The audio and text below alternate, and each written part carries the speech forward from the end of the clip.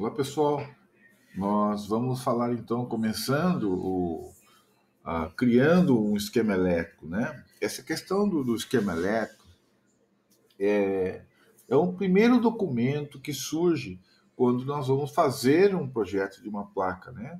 A placa, o layout, ela nasce de um esquema elétrico feito em um CAD, né? Da preferência de vocês, eu não sei, cada um usa um, né? Mas o esquema elétrico é o primeiro documento que nasce na geração de um layout. Por quê? O esquemático, ele tem, além das ligações e conexões, né? Ele tem as informações de cada componente, qual é o seu footprint, principalmente footprint, né? Porque cada símbolo tem um correspondente físico e é o esquemático que dá para a gente essa informação. Aqui a gente tem um esquemático feito à mão, claro, né? E daqui para um esquemático capturado no CAD, nós sabemos que ele tem resistores, transistores, capacitores, tem cristal, tem um buzzer aqui, né? Tem um processador. Mas assim, quando a gente estiver capturando um esquemático, cada componente, cada símbolo tem o equivalente dele fisicamente, né? Como que ele é? Como que ele é esse resistor? É um resistor PTH? É um SMD?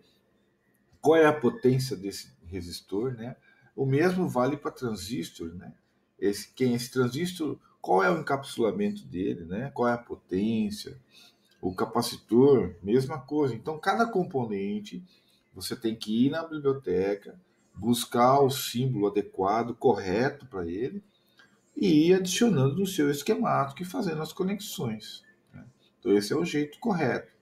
Cada, cada componente tem um símbolo dedicado, mas acontece que ele pode ter uma infinidade de referência física para ele, que nós chamamos de footprint. Então, um resistor, ele pode ser PTH, ele pode ser SMD, ele pode ter vários tamanhos de acordo com a potência dele, não é? Então, é isso que tem que estar bem entendido na hora que você captura um componente desse no seu esquemático. O capacitor é um dos que mais variam.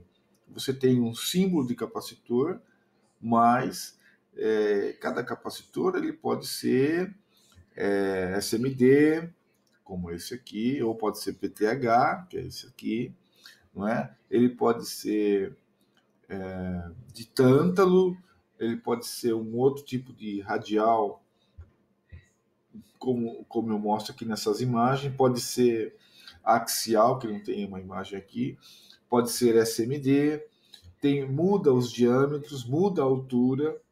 Então, tudo isso, todas essas informações, cada símbolo traz esse tipo de informação. Não só o valor e tensão, mas assim, o footprint também, né?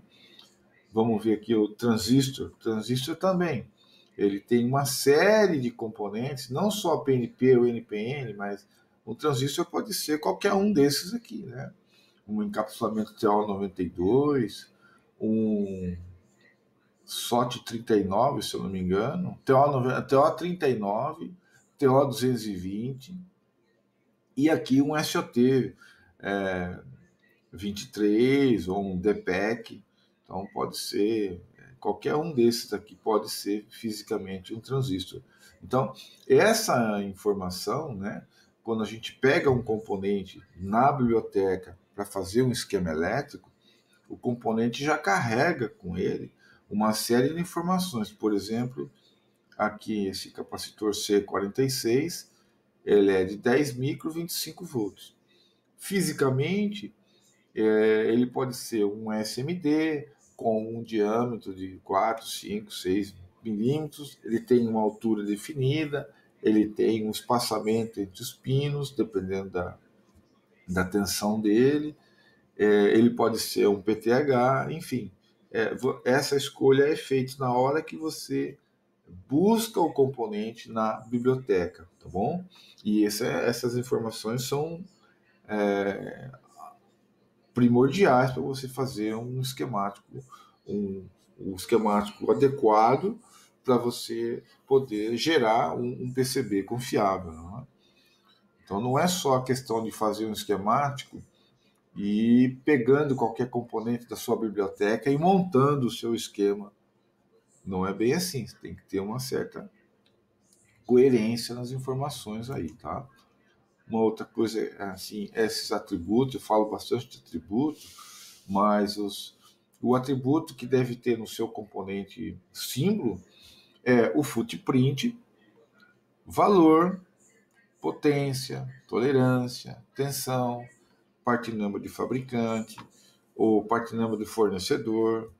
Às vezes você sabe quem é o fornecedor, a descrição do componente e até, eu diria, custo. É possível, além daqui tá R52, 5K6, 1%, você consegue pôr o part number do fabricante, o custo desse componente. Isso é muito importante, gente, porque quando você for gerar uma lista de material, a lista de material ela já sai com todas essas informações anexas. Isso você ganha um tempo gigantesco, inclusive uma lista de material valorizada, né? Então, esse é o motivo, o porquê que esses dados são importantes. Ele não serve não somente por footprint, mas também para você, quando vai gerar uma lista de material, ela já sai com a descrição, com o valor, com o código de part number, tudo isso de forma já padronizada. Essa é a grande, né, vantagem. E o que a gente espera de um esquema elétrico? Né? Um esquema elétrico ele tem que ter os componentes conectados, os pontos de conexão, o nome de nets, porque sem o nome dos nets o CAD não entende quando ele vai de uma página para outra, e você pode ter várias páginas de um esquemático, né? Tem que ter a referência, o valor, o nome do componente.